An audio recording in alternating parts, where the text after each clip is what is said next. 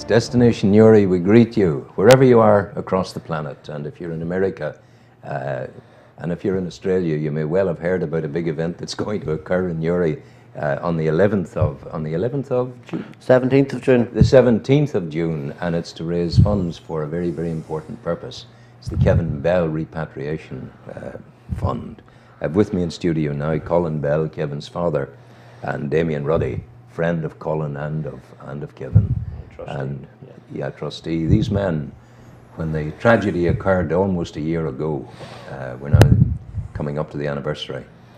These men founded the Kevin Bell Repatriation Trust, and in the 11 months since establishing that trust, they've assisted, they have been responsible for the repatriation of the remains of 25 human beings back to Ireland. And I think, Collie, you summed it up when you said the Irish people just want their children home. Absolutely. And I would say too that we didn't set it up, it was the people of Newry set this up. Really? With the response to Kevin's death and the phenomenal amount of fundraising. We were left with so much money, and we knew that it would be a fitting memory of Kevin to use this money to help other people. But yes, it's almost a year now and 25 people. It's the Irish News was very humbling at the weekend, the front page and the story inside. The lady from Belfast, Mrs. Relf, she phoned you, she sent you an email, and she speaks about it in the paper. She said, I sent an email to Colin Bell and asking how I applied for assistance. And he phoned me right back and said, just send us the name of your undertaker here and leave it with us. That's how simple you made it for that woman. Well, as I said, she didn't know what to do. They were in a position where it was actually her cousin, but this family and their son had died of a heart attack. Only 37 years old, I think he was. But and they didn't know how they were going to get him home. And as you say, it is an Irish thing. We want to get our children home, and the grieving parents, and they didn't know how they were going to get their child home, and we were glad to be able to help. Collie, in some way, this must be answering questions that you thought had no answers a year ago. Well, the pain is still there, of course, but Kevin's was such a senseless death. Like sliding doors. If he had been 1 second earlier or 1 second later, he would still be alive. And it does help us to know that his death hasn't been totally in vain, that there is some good coming out of it. Yeah, Damien, you're one of the trustees of the fund. This takes a lot of money to do. On average, what does it cost to repatriate a remains? It does take a lot of money, yes, Rowan. On average, from coming home from England or Scotland or Wales, probably about £3,300, £3,500 sterling. Now that increases massively if you cross the pond. Well, yeah, it increases, yes, but not massively. The most expensive repatriation we've had was from Australia. I think it was 8,800. Is that right, Colin? Yes. Right. But normally from America, you're in around maybe £5,500. But when you have 25, maybe an averaging £4,000 or £5,000. That's £125,000, which we've spent already on taking people home. As Collie said, the people of Newry were fantastic 11 months ago. We raised somewhere in the region of 70 to 80,000. But that money which was raised has all been spent now. Of course. We had another fundraiser. We were in with yourself promoting the Downmeath rerun of the 91 All-Ireland final, which was massive. We raised £20,000 on it. But what we have found now is the families themselves are looking to fundraise for us, and there are so many families who have helped us in so many ways, and they just want to give back because they know now exactly where other families will be in the future. You guys are at the helm of something mighty. It's almost preordained that you would be here to do this work for people. It never existed before. No. People just didn't. You know, it's hard to believe that 1 year ago, at that moment in the 21st century, people who lost loved ones across the planet had no easy access to getting their loved ones home. No, I did, and people are in a desperate situation.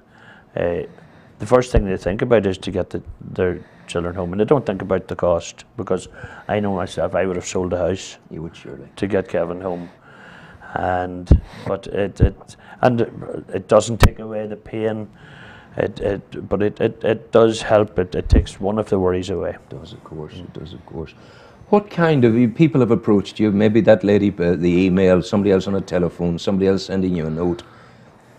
By and large, what kind of folk were coming to you? Was it mothers and fathers distraught? Was it cousins, as in this case? And Well, generally now it wouldn't be the parents, really. No. No. It's always a contact, or it would be somebody who knows the family and knows the person, and they've maybe heard about us, so they'll contact us, and then we, of course, if we're in a position to help, we will help. yeah. Damien, once you've agreed to help somebody, take me through it. What's the process? Well, the process very much is, like, as well as families getting in touch, funeral directors themselves, Rowan, have phoned me.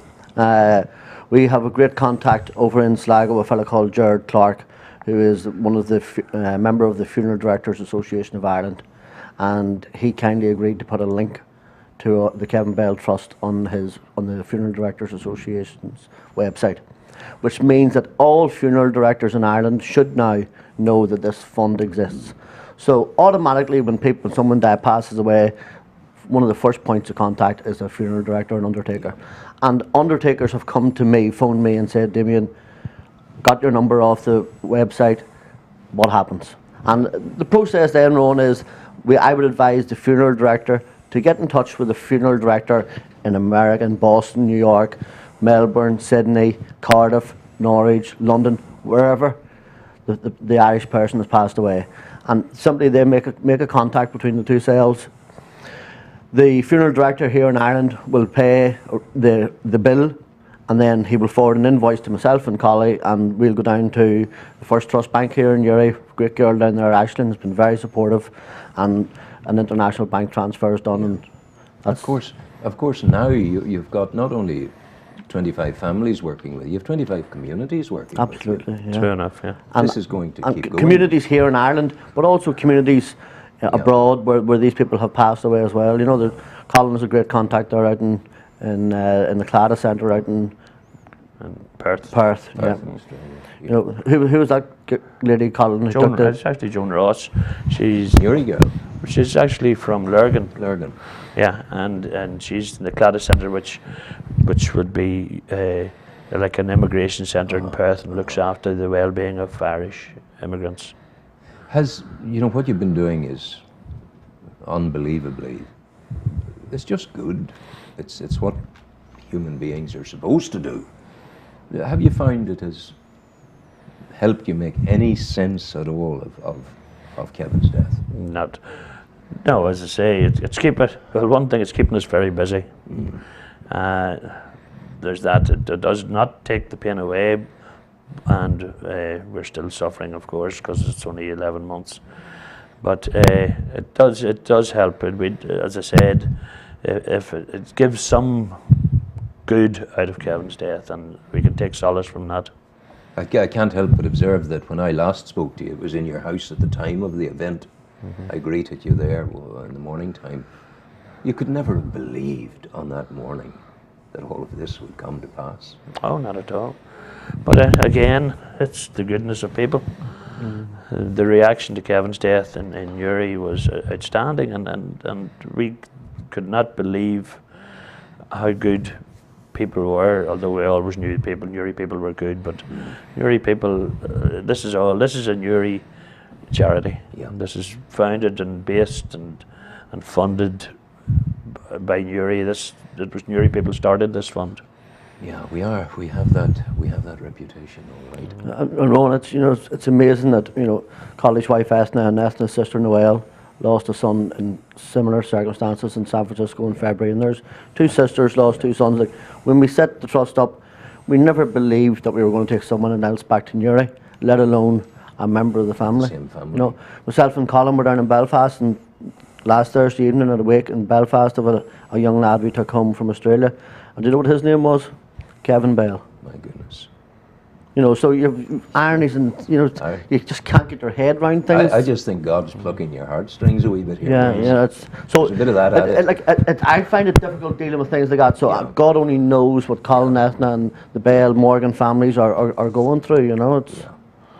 So your next fundraiser, to remind the people now, and we keep telling them about it, it's the 11th of June. Yeah, the 17th of June in the Canal 17th, Court, sorry, we have yeah. we have a quiz. Aidan O'Rourke, the great Aidan O'Rourke, who's raised absolutely. over £500,000 for Yeah. local charities, is doing a quiz in the Canal Court for Kevin's anniversary.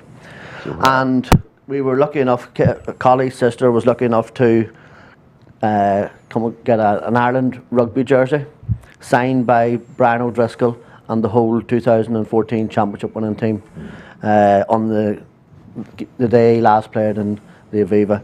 So we have that, and we have other prizes, but that's the main prize at the minute, and we're selling raffle tickets at £5 Where do run. people get those?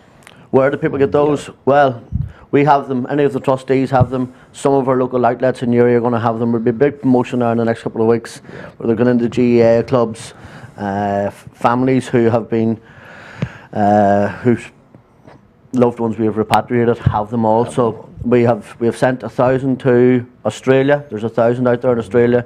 That girl Joan in the Claddagh Centre's coordinating Australia for us, and she's sending them out to Sydney, Perth, Melbourne, and there's 1,000 away to America as well.